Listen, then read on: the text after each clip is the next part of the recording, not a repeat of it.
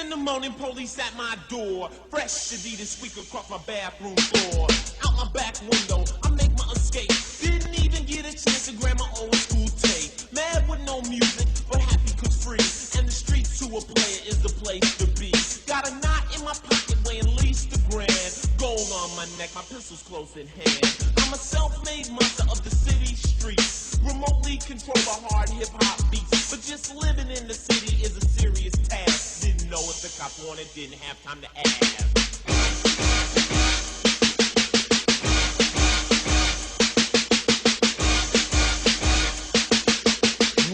Word. See my homeboys cooling way out. Told them about my morning cold, bugged them out. Shot a little dice till my knees got sore. Kicked around some stories about the night before. Posse to the corner where the fly girl chill. Threw action at some freaks till one bitch got ill. She started acting silly, simply would not quit. Call us all punk pussy, said we all want shit. As we walked over to her, hoe continued to speak. So we beat the bitch down in the goddamn street. But just living in the city is a serious task. Bitch didn't know a hitter, didn't have time to ask.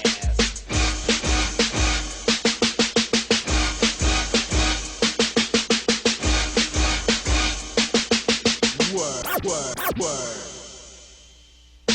Continue clocking freaks with immense posteriors. Rolling in a blazer with the Louis interior. Solid gold, the ride was raw. Bust the left turn was on Crenshaw. Shiny Shine was the driver known to give freaks hell. Had a beeper going off like a high school bell. Looked in the mirror, what do we see? Fucking blue lights, LAPD. Pigs shook a car, their day was made. Found a Uzi 4-4 and a hand grenade. Threw me in the county, high-powered blocks. No freaks to see, no beats to rock. Didn't want trouble, but the shit must fly. Squabble with the sucker, shanked him in the eye. But just living in the county is a serious task. Nigga didn't know who got him, didn't have time to ask.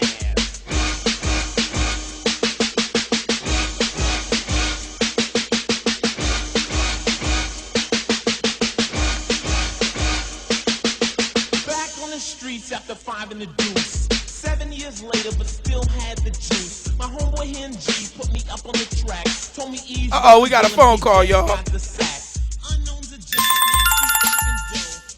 Live on BayLifeRadio.com. Who's this? What's good? Eagle Beast, Donald D in the place to be. Hey, what it do?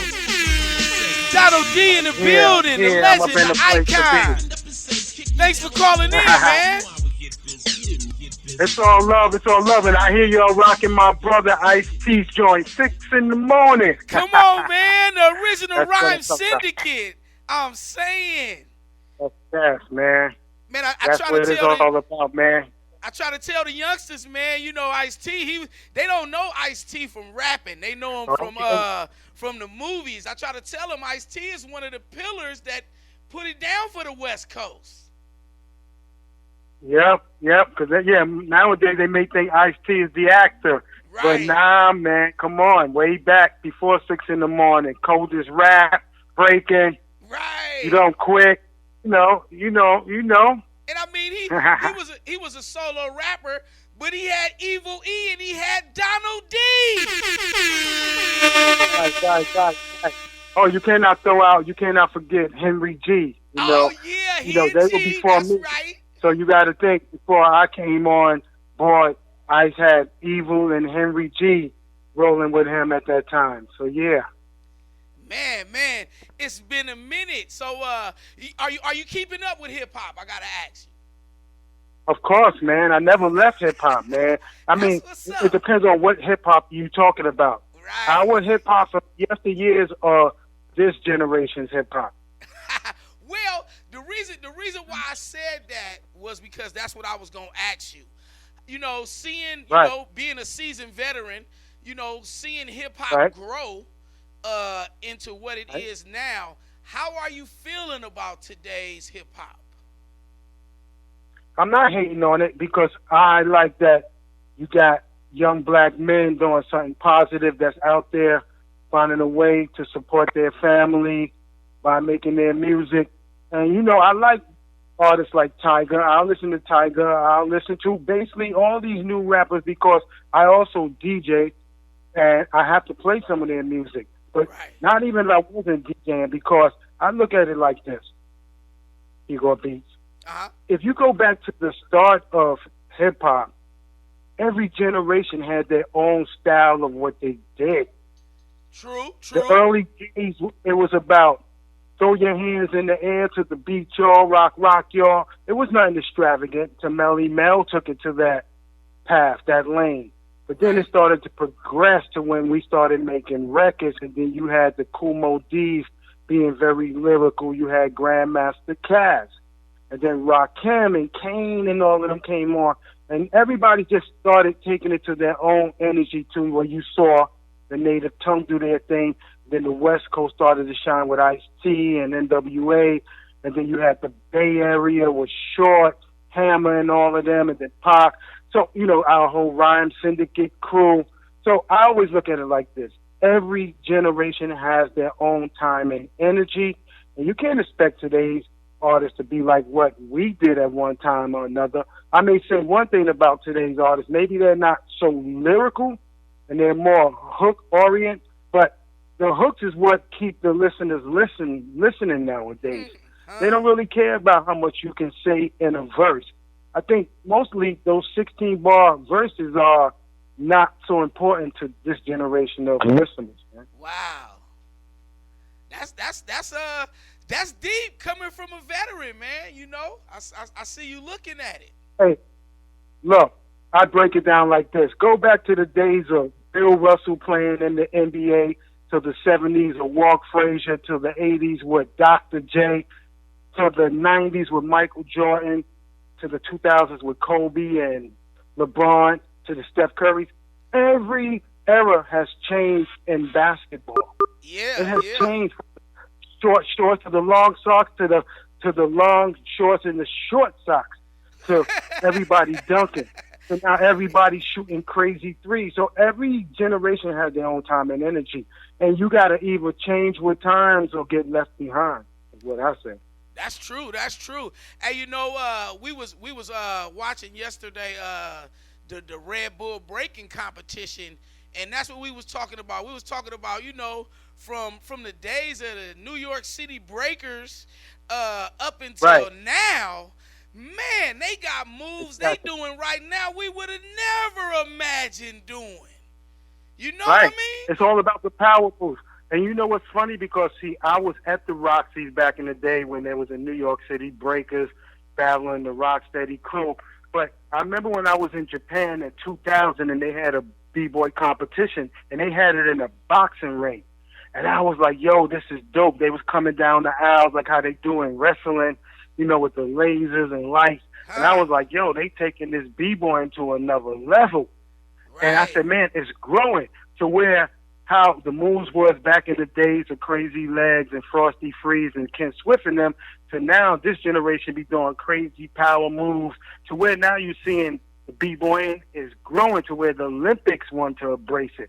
So I always say each element has their shine and has grown and has went their own path.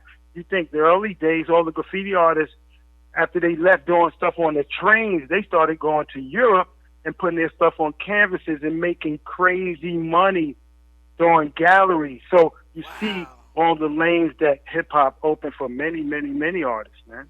Right, and they said it wouldn't last. Come on. Of course, man. And none of us saw the future of this because when we was doing it back in the parks, we looked at it as fun for us in the neighborhood. You know, we had limited resources, man. You know, we was growing up in abandoned buildings, you know, rat-infested, the South Bronx, basically. And this hip-hop thing of just being able to have the turntable and the microphone saved a lot of our lives. And we saw how it went from each generation to where it became a worldwide phenomenon. And, you know, you have to think with the support of the Zulu Nation that brought it abroad, and then people seeing the movie Wild Style in Europe and Asia showed them what we all was doing back in the Bronx and Manhattan and Brooklyn and Queens and Staten Island. So, yeah. Right. Man, you know, even now looking at in the DJ aspect, you say you DJing now. How are you feeling about technology in the DJ? We done went from turntables and mixers to controllers and MP3s. Right. And you know what? I ain't mad at it because if it goes back to the producer of music, where the early days of hip hop, what did Flash and all them have? A live band playing their music. And then it went to the drum machines. Back when I was in the group, the B-Boys, they had the Lin 9000, the DMX drum machine, and then a few years later we had the SP12, the SP1200, to the Akai. So it has always changed. We had the keyboards that were sequencers. So just like with DJing, technology has changed, man. From the turntables to, like you said, the CDJ to the controllers, man. Every generation has their own time and energy. I'll say one thing. It takes a lot of stress off carrying 1,000 of records now when you can just have everything on your computer. If it's a Mac or PC, if you can have your DJ controller, it's easy to move around with, man. And plus, a lot of today's music is not put on vinyl anyway, so you got to have your MP3 of your WAV files and go, and like I said, move with times or get left behind, man. That's what's up, man. So you say you DJing. Where you DJing at now? I remember. Shouts out to Jeff Quan. Jeff Quan told me you was. I'm in Europe. Yeah, I'm in Europe, man. So basically, I'm in Italy right now. So as you see with this coronavirus, Italy got hit very hard in the beginning of this pandemic. So basically, I started as a DJ, basically doing weddings. A friend asked me to DJ, and I started from there. Okay. And then from that, I started just doing clubs around Europe and everything. But, see, I grew up around some of the best DJs in hip-hop history, whether it was with DJ African Islam, DJ Jazzy J. I was with DJ Chuck Chillout, DJ Chili D, DJ Jazzy G. So when I was in my groups or whatever I did, I always had very good DJs. Also, I worked with DJ Latin, so I always watched and learned from a lot of those DJs. But, I like to rock a party. I like to see people having a good time. I'm not going to be a DJ that's in the DMC battle, but I know how to keep a dance floor moving and grooving, man. And I learned that from all my brothers from back in the day. Plus, I was touring with Africa Bambaataa over in Europe, so I saw how he can just control the crowd with all the music he was playing. And Bam always played music from every genre. So it showed that anything can work. Any hit record you could throw on a Beatles classic and the crowd go bananas, or you could play James Brown, or you can go back to the incredible bongo band Apache, or you could play some new school. You could play, Chris Brown or whoever. It still moves the dance floor and people migrate to it. And I say it's the love of music. Right. And music connects the world better than anything else on the planet. Woo, I always say music can save the world. That's what I believe, man. Yeah. You just got to get the message to them. How is the hip hop scene? How is the hip hop scene in Italy? Well, it's good, man. You got to understand like this. Europe learned the hip-hop culture from seeing movies like Wild Style, Flashdance, and Beat Street. So that became their foundation. And they have never really forgot about that. So when you think about it, a lot of the artists from back in the yesteryears migrate to Europe because they could still perform, make music, and just tour. And I learned this from watching documentaries on Jimi Hendrix moving to Europe, Tina Turner, the Weather Girls, Kid Creole and the Coconuts. So a lot of artists started just coming over here. And then you had a lot of the early graffiti artists that were some of the first to come over here and make that money. So Europe is good for hip-hop, man. All the elements still exist, whether you're doing, like I said, graffiti, b-boying, DJing, or MCing, or beatboxing. So they never forget. And I think in America, we're spoiled, and it's based on what have you done for me lately, and it's about out with the old and in with the new. Right. And that only happens with us in the hip-hop culture because every other genre of music embraced their legends from back in the old days. You could see the Rolling Stones still tour, make music, and the new rockers embrace them. Yeah. But new artists of hip-hop do not embrace the Melly Mels, the Grandmaster Caz, and so on. And they take, and I always say this, and sometimes our own fault. In the black community, we won't embrace each other to the fullest. But then when you see an artist like Macklemore put Caz, Melly Mel, and Como D on a song, and everybody got to know who they were. A new generation got to understand the path that these brothers set for a lot of these rappers to eat nowadays. But you don't see, like, today, a Tiger reaching out and saying, yo, let's do a song together to some of the guys from the yesteryears. Right. You know, it would be good that we can bridge this gap so that the media cannot control what we do. Because right now, we don't really have no control over what we do musically. I mean, it's much easier now for an artist to become a hit maker because you don't have that middleman of the major record companies to tell you what you have to make or when they're going to release your music. The internet kind of basically lets you do your own thing. So any person on this planet Earth can sit in their bedroom with their computer and whatever software they're using, whether it's Fruity Loops, you know, Ableton, Logic, and make a hit record, and it goes viral on it. You know, you download it straight to the internet and you got a hit record. And that's happened to many of these artists of this generation.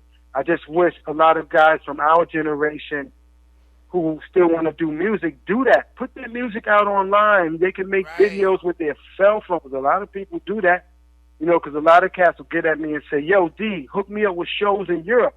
And most promoters will be like, so what have they done lately? We know their history of their hits in the past, but are they still making music now? Are they still putting videos on social media? Because they want to see that you're still building a new fan base along with your old school fan base. So I keep it moving, man. I still do music with today's technology, and I keep it just moving. I'll work with any artist who wants to collaborate because I love music, man. That's what's up. Real spill. You know, it's crazy to see that, man, because it's only in hip-hop. You know, rock and roll, every other genre, they love the legends. It's like, what is it with hip-hop where, you know, and I kind of feel like it's my generation. I'm 50. I done seen hip-hop since 80, you know, like where it really just start gaining ground, you know, and I've always wondered, why don't the youngsters reach out like, you know, OG, what's up? Tell me some of them old secrets. You know what I mean? Because it seemed like right there, we could patch the area and take control of what we doing if we can link these two times. Exactly. But you know what? This generation is spoiled with the money, the fame, and they don't really need the OGs. Right. They don't need the OGs. That's like how the NBA players get so much money. They don't care about the yesteryear. Why would they? They're comfortable in their skin right now. But it's sad because I think in hip-hop they put an age cap on you, and they be like, oh, nah, man, you too old to do this. But I'm like, yo, as long as you can talk, you should be able to do music. They don't say that Ron Isley when he was still doing music, or you have, what's his name, Charlie Wilson still doing music, and they're from the 70s and 60s. And Charlie Gold, too. That's one of my favorite artists. They cut out all of us. And it's sad because in a few years, the Tigers and the Chance the Rappers them will be looked at as old school. And the next generation is going to embrace them. And but you know, that's what's so crazy, too. I always say, is this generation going to be looked at as classic artists? Will their music stand the test of time? Only time will tell. Because a lot of our music from back in the 70s, 80s, and 90s, and even early 2000s has stood the test of time, and they look at it as classic music, man. And that's the thing that's crazy about it is because we going through music so fast. You know, when I was coming up, when I was thankful to get y'all vinyl, I remember that a good song lasted from summer to summer. That was a good song. If you can last from one summer to the next summer, but now they changing the new hit every month. How will you be able to go back and say what's classic and what's not? You know? Nah, because you forget about it real soon. You get real fast because the market is flooded. So basically, those songs just disappear. It can be out for a month, and then the next song comes along. So you don't hear those artists like just, 2, 5 years, 10 years from now, you'd be like, yo, those Tiger joints were classics. It's crazy. I wish it could be like that, but it's not, unfortunately. Like you'll go back and you'll hear a Tupac song, you'll be like, yeah, that song never dies, whether it's, So Many Tears or Dear Mama. And I love the music that Pac was doing, man. Basically, all the Bay Area. I always had love for the Bay Area, San Francisco, and Pac was my dude, man. It's funny how me and Pac met, but I just love, just hip-hop of artists from back in the day, man. That's dope. That's a generation patch right there. You meeting Pac, man. That's classic. Look, I'll tell you a story. I met Pac when we was on the Public Enemy tour. And Pac was just a dancer, and he had All Around the World song with Digital. Me and Pac met in Detroit in the elevator. The elevator got, because it was overweight with too many people in the elevator. And we strike conversation right in that elevator. He was like, yo, you Donald D. from Rhyme Syndicate, and Pac from Digital Underground. And that's how we broke the ice, started becoming friends from there.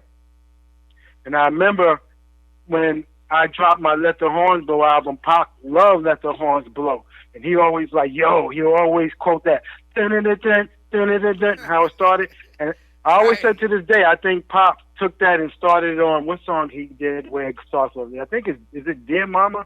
Where it goes, dun-dun-dun-dun. The one he sampled, It's Gonna Be All Right. I know who you're talking about. But Pac was always cool. He showed up to my Let the Horns Blow album release party, and we talked a lot. And it's crazy because the last time I talked to Pac, I was hanging out with him on his Toss It Up video set, and he basically was telling me to come join Death Row. Right? It's crazy because at that time we didn't have record deals going. The history, we lost our record deals through that whole cop killer thing that happened up at Warner Brothers. Right. And we didn't have no record deal. Warner Brothers dropped their whole rap department, so whether Kane was on the label, Bismarck, we basically all had no record deal. So wow. I was trying to come up to Death Row, but at the same time, he was telling me he was planning to leave and start his own Thug Life label. So I was kind of confused there, and that was the last conversation I had with Pac, sitting there on that video set. Wow. Hey, that's crazy. So did Warner Brothers just drop the whole rap department because of the heat that they was getting from the records that was coming out then? Yeah, and it's crazy because that was at the time when my Let the Horns Blow album was supposed to be coming out. So I didn't get no promotional push from Warner at all. No videos came out because the first video for that album was supposed to be connected to the movie that Ice-T and Ice Cube did called Trespass.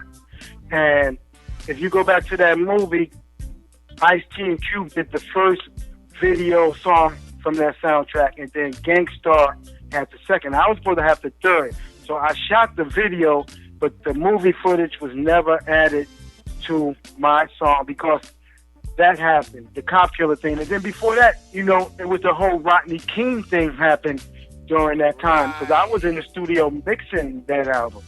So a lot of things got delayed with that, and then when the cop killer thing blew up, Warner Brothers basically had that, that feedback from, getting that heat. So Ice dropped that song off the album, but then Warner just decided, we're gonna just kill the whole rap department. So all of us record deals, man. So at that time, I just set up with dealing with record companies, and I stopped making albums, man. Wow, that's crazy. Well, thank goodness for technology, man, because now it's like you don't even need a record deal to get a record out. Nah, it goes back to how we did it back in the days, man. When we did jams in the park, we recorded our parties on cassette tapes, and we either sold them to people or we just gave them out. So it goes back to how it started. What was a lot of these cats out in the Bay? Was Hammer selling his music out of his trunk of his car or Too Short? Oh, You go back to where, taking it back to the street, to the people, man.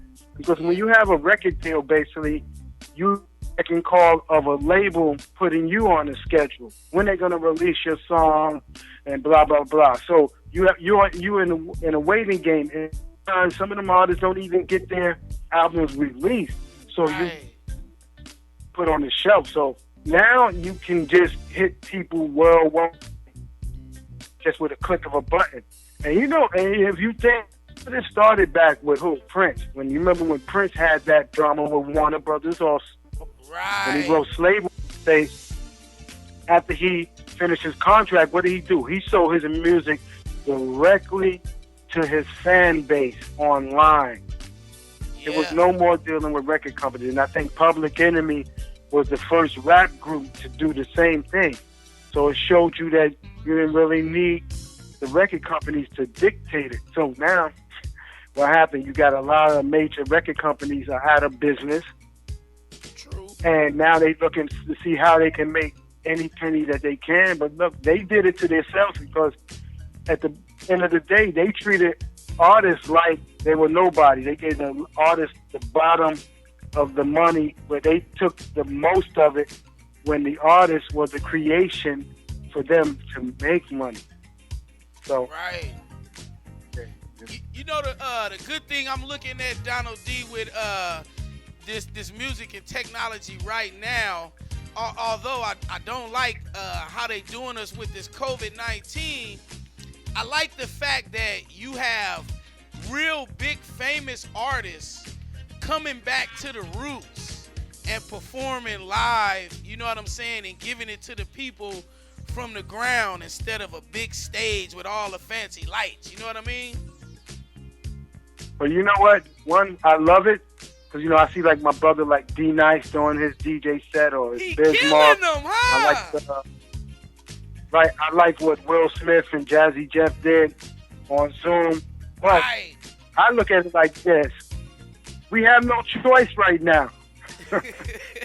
We have no choice. So what? Everybody just gonna sit in the house and be bored to death? Now, if there was a way to go out and make money, they would do it. But they have no choice. So their fan base is doing it. I'm like, okay, I'm all with it. I'm gonna watch the Erykah Badu and Jill Scott versus coming up this weekend. And I enjoy it, because I love that you can take it back to that. Take it back to the house party. That's what I call it, the house party. You're in your house and you're performing and having a house party. So I love it, man, to an extent. I'm going to do one, too. I want to do one where I go live and do just the music from our Rhyme Syndicate era. All the artists that was part of Rhyme Syndicate.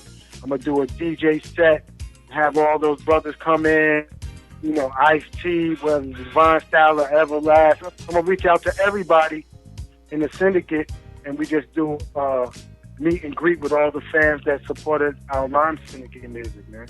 That's dope, man. You got to let us know when you do that, man. We're going to try to play that on the air over Bay Life Radio as well, man. These young artists need to see that. I'll definitely let y'all know. I'm going to promote it first and get with some of the brothers, so I can make sure I have them all on board and just have fun, man, because what can we do as we stuck in the crib? Now I've been just creating new music. I done dust off my SP1200 and MPC, going back to beats I made back in the late 80s and 90s on those machines. And just put out new music. I got unreleased music that I did with Ice-T back in the day, or some of the other syndicate that never came out. Bring all of that stuff out. I got music of the B-Boys when I was in the group, the B-Boys, that we never put out. So just, put out music. Everybody's putting out music. It's good that everybody just go back to when you was hustling before you made money. That's the beauty of it. Right. Go back to when you were starving artist trying to get put on. Right. Donald D, I wanted to ask you, I didn't want to spend too much time, and give too much energy to this COVID-19 thing. But you right there pretty much in the mix of it, man. We only hearing about how it's hitting Italy. You seeing it firsthand, man. Are y'all really closed down as much as they saying on the news? Let me tell you. All right, so it goes back to February. I remember February 24th. Tiger was here, right? Tiger was in Florence. I'm in Florence. So Tiger was here, and I took my daughter to the show because she's never seen any artist from her generation. My daughter's 17. Wow. So basically, she's only seen concerts, whether from my generation. I took her to see people that I know.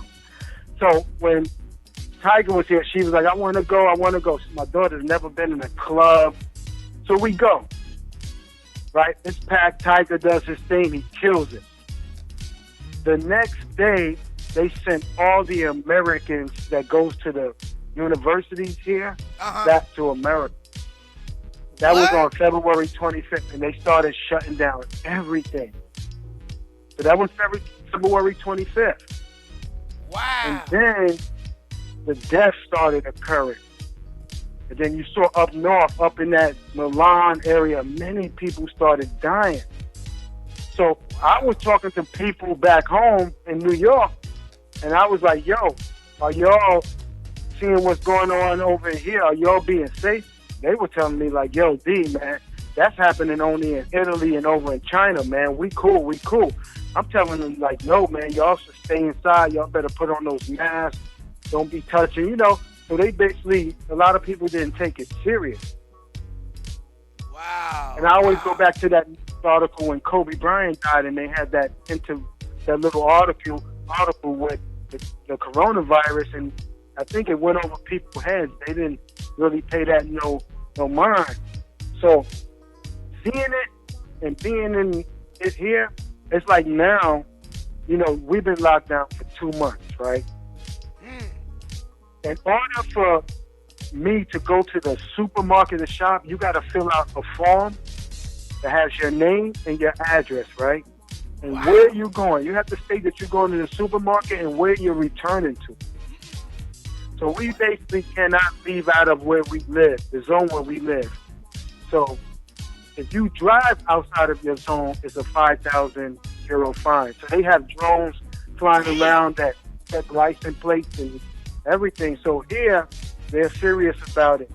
Now they open up where people are starting to go back to work, but not everybody is opening up. Like restaurants are still shut down. There's no tourists here. There's no flights flying like it was, a few months ago. So we are still locked down. Right now, on an average, it's about 200 deaths a day. And that's a major drop from when you saw in the beginning. We was having like 900. And what's crazy is, Igor Beats, is that when I was telling my people back in New York a few weeks ago, New York wasn't even hit hard with the deaths. And then all of a sudden, out of nowhere, thousands of people started dying, man. So I was like, man, this is crazy, man. This pandemic is sick, man. Man. I be telling people that you gotta watch out for what they not saying, man, because I knew a few people, as well as myself, that got sick, right. that got sick from this even before it was an issue, and they didn't know what to even call it. You know what I'm saying? And I got sick from this, brother, and they had me isolated in a part of the hospital that nobody could get to. They didn't know to call it this. They just told me that I had a severe upper respiratory problem. You know what I'm saying? Right. And they kept giving me all these symptoms. And the funny thing about it is they never gave me a remedy. It's like they let us sit and let it run its course. And hopefully we make it. It's right. crazy. And that's crazy, man. But you know what? I commend all the hospital workers and the first responders, man, because they're putting their lives on the line to save lives. See, many of them are dying from this, man. So when you think about it, man, this is the worst thing that any of us have seen in our lifetime. And it's basically destroying families and killing off family members, friends, and musicians. And basically, you know, it's a sad time right now, man, to where nobody can do what they usually do. There's no normal life right now. Like, now I was supposed to have been on my Notorious 30-year anniversary tour, and that got shut down. Then I was going to connect with Ice-T and the band next month in Europe. So when you look at it, nobody can basically work. As you see, it's shut down. All sporting events, all music events. No one can go to the movie theater. So it's like, man, you know, it's like a new world order as I look at it. For real. Without them saying it. You so right, man. You so right. Exactly. Well, man, where, you know, the government is trying to tell you what you need to do, and you got Trump telling people to use disinfectant, dummy. But it's crazy, man. It's a crazy time on this planet, man. And, you know, I always say, man, people just got to put faith in God, man, and read the Bible, because the Bible, predicts some of these things would occur in the last days. So here we are in the last days, man, of this system of things, man. For sure. Well, man, I hope y'all definitely take care over there. Prayers from the Bay all the way to Italy, man. Y'all stay strong. Up there too, man, because y'all getting hit hard too, man. Oh, man. I don't know. I don't know what's the death toll in the Bay right now. You can only tell me that. But you know what's crazy about it out here is, for the majority part, it's like the youth, the young age, like the 30 and below. They not listening, man. They not listening. They not hearing it. They still outside. They still doing what they want to do. They still trying to open up underground clubs. You know, they still having you know what I mean? It's like nobody want to sit down just for a minute. And there have been times in our life where we just had to sit down for a minute and be still. Exactly, man. Because I look at it, one thing about this pandemic, it kind of brought families back together, where everybody was on their technology movement. You know, even when you have dinner, everybody's on their phone while you having dinner. Nobody's sitting and talking no more. You know, it kind of brought families together, you know, just to be able to talk. You know, everybody is stressing to get out of the house and run and ride a bike, you know, where everybody was spoiled driving everywhere. So you see how it kind of changed back to the old ways. It kind of eliminated a lot of crime. You don't have a lot of black-on-black crime. You don't have a lot of gang violence going on right now. Even though we had the sad situation, what happened to our brother in Georgia back in February. Wow. Yeah, that was crazy. Justice served on that, you know, because it's crazy that when you think everybody should be home locked down, and that certain that can happen. I lost a friend of mine a few weeks ago that he was working in L.A. and got shot and killed as he was doing his security job. So it's sad that during this time, that outside of people dying from this virus, that there's still some places where there's violence going on, and it's sad, man. It's sad. Real talk, man. Well, man, Donald D, I sure appreciate you taking the time way across the water to talk to us at Bay Life Radio. They giving me. Whenever you take a trip over to Europe, man, let's link up, man. You know. Oh, most definitely. We gotta keep this going, man. I want to say shouts out to Jeff Kwan. Jeff is a genius, man. He always links us up with great icons such as yourself, man, and I appreciate it. Cool, brother, man. And I want to ask you, and I like what y'all doing with Daylight Radio, man, because I also did radio. I started in radio in New York with Africa Islam, a show called The Zulu Beat. And then I was on Power 106 in L.A. with Curtis Blow and Prince Whip. And then I went to Japan and I did radio over there, and I did radio in Italy. So I love the grind of the radio, man, where you could just be able to play good music for the people, man. And, you know, and what do you do? I want to ask you because I don't know. So Ego Beats, you make beats? I DJ, I make beats, I rap, I produce. I used to have a few groups. Okay. My nickname used to be The Glue because I used to touch a little bit of everything, man. That's what I'm talking about. So we should collaborate, man. Come on, man. Yeah, Let's do something, man. Most definitely. And I'm with that.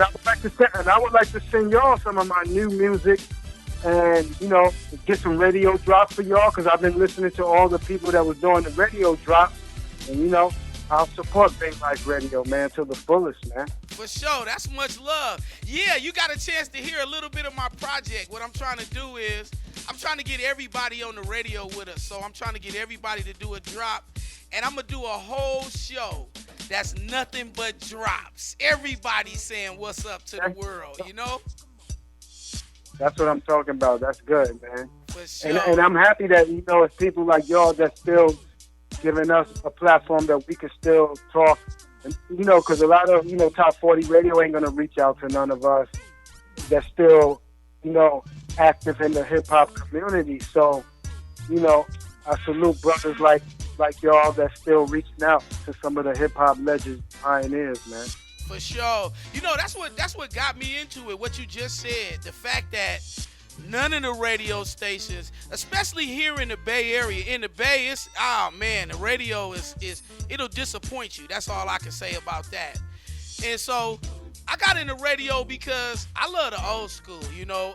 Even right now, me talking to you, I always say to the icons, I feel like I'm talking to my vinyl. You know what I mean? I got a chance to finally talk to my vinyl. And nobody knows that. And you know, I got kids, 20s, and they have no idea of, you know, some of the great rappers.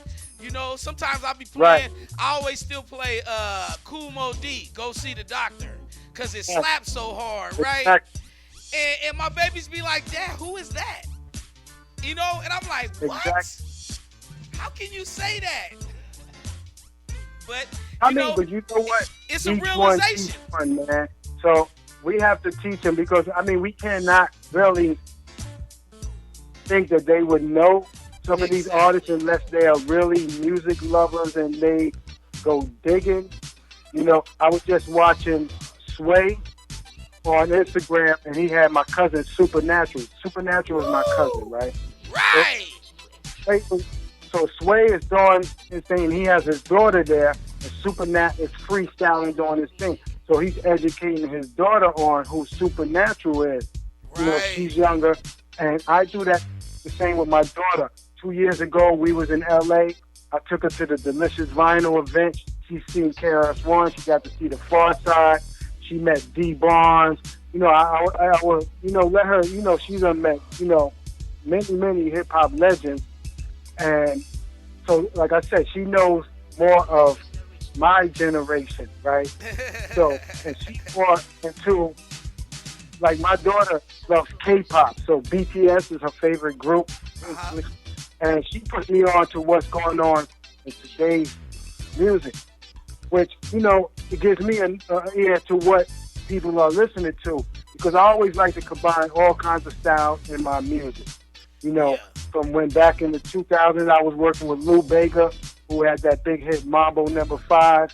Then I was working with a big hip hop thing over here in Europe, because I always open up the door. I never put myself in a box where they said, keep it real, stay to the tradition of hip hop. No. By being part of the Zulu Nation, open up our minds to incorporate every style of music. And plus, I grew up in the house where my mom played all kinds of music, whether it was the Jackson 5 or the Temptations or, Sam Cooke, Isley Brothers. And plus, radio back in New York back in the day didn't play a lot of the black artists. They played a lot of the white artists, so we got to learn that music. And then growing up in the Bronx, you hear a lot of salsa music. So my mom was always open to all styles of music, man. So, yeah, man, it's good. It's good that, we just keep the lanes open to do what we do, man. That's what's up. Yeah, man, we definitely we would love to play one of your mixes on Bay Life Radio too, man, if you get a chance to send us over one. Because we definitely play a little bit of everything. That's my whole key. I like to play the new music, and then I like to play the old school to show them where they got that from. You know what I mean? But, you know what? But as a person in radio, you got to do that because also you got bills to pay. So you give don't be closed-minded and just say, nah, I got to play on all old school. I got to go with today's format and play what's hot right now. No, you can give this generation all styles of music so that you educate them. When I do parties, man, I'll go back to the days of doo-wop and throw swing music or some Cab Calloway music on, man, and people are not going to stop dancing, man, because they love music that's going to make them dance and have a good time, man. Right, and that right there, that's the nail on the head. The people will not stop dancing. Right. For sure. That's why I like stuff like you saw Drake made that song at his house where he made up a new dance that everybody's doing, which it kind of help people do exercise. That's some exercise. You locked down in your house, you can't go to the gym. That's a form of exercise that Drake created for everybody to do, man. I ain't mad at it. And you gotta admit though, man, people like corny for some reason. It's just like something about being corny, it's like it's like a bridge between differences or something. If I can be corny with you, then I can kind of be comfortable with you. So you saying Drake's music is corny? I mean, yeah, it's kind of, that little dance is kind of corny. It's. Well, I like to see the kids do it. It look cute when the kids is doing it. So what's the difference between that song and what's the other one? Slide to the left. Well, see, Slide again, I would agree with you. People like a little bit of corny. It's like, or DJ Unk, now walk it out. I play that. If I play that song right now, what's so funny? It's been out for so long that it's still people that don't know how and try to do that little dance. And he's telling you in the song the whole way. Now right to the left, and and they still trying to do it. Hey man, we had songs that gave us dance that whether it was the electric slide or the WAP, I mean, it's this generation, man. I mean, they keep it simple. I would say today's everything is simple, man. Yeah, we had a few simple dances. We had the WAP. We had the Jordache. Those was all little simple dances. We had classic dances back then, but everybody, look, Dougie, I'll tell you a funny story. Now, I was on this tour in 1988. It was a Dope Jam tour, right? So, Eric B. and Rakim is the headliners. Dougie Fresh is on the tour. Kool Moe Dee, Boogie Down Productions, Ice-T and the Syndicate, and Bismarck. So every night, Dougie was on stage doing his dance. And we was laughing because we was like, Doug is doing this dance. And look, many generations later, made a dance off of Dougie's dance. Right. That we was like rocking him back in '88. That's dope. Yeah. You feel me? Man, they gonna keep flashing this red light at me, man. I would love to keep talking to you about this, Donald D. But man, we can talk every day, all day. But even closer. I just want to thank you for bringing me in on your Bay Life Radio, man. And I'll say, keep up the great work that y'all doing over there. I see y'all got a lot of DJs. I was checking out the schedule, what everybody is doing there, man. I might have to get that Jeff to do a radio show up in there, man. I'd love that. I'd love that. So I'll talk with him, man, and I salute you, my brother Igor Beats, man, on what you're doing, man, and keep up the great work. Thanks, Donald D. I appreciate that. And we definitely going to link up some more because we got to get this collab going. That's definitely, man. We can reach out, man. We exchange info, my brother.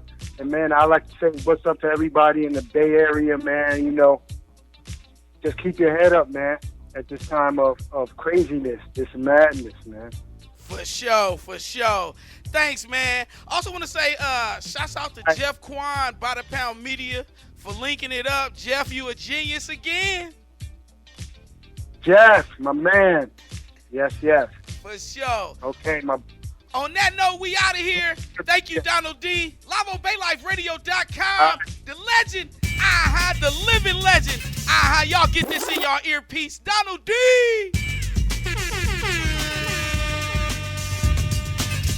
Thanks, D. We out.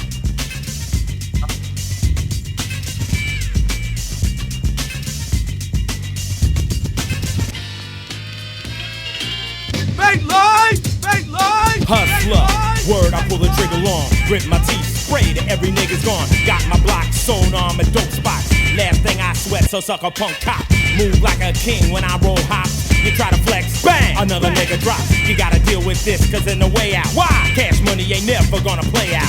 I got nothing to lose, much to gain. In my brain, I got a capitalist migraine. I gotta get paid tonight. You motherfucking right, taking my grip. Check my bitch, keep my game tight. So many hoes on my jock, think I'm a movie star. 19, I got a $50,000 car. Go to school, I ain't going for it. Kiss my ass, bust the cap on the Moet. Cause I don't wanna hear that crap. Why? I'd rather be a new jack hustler. Hustler.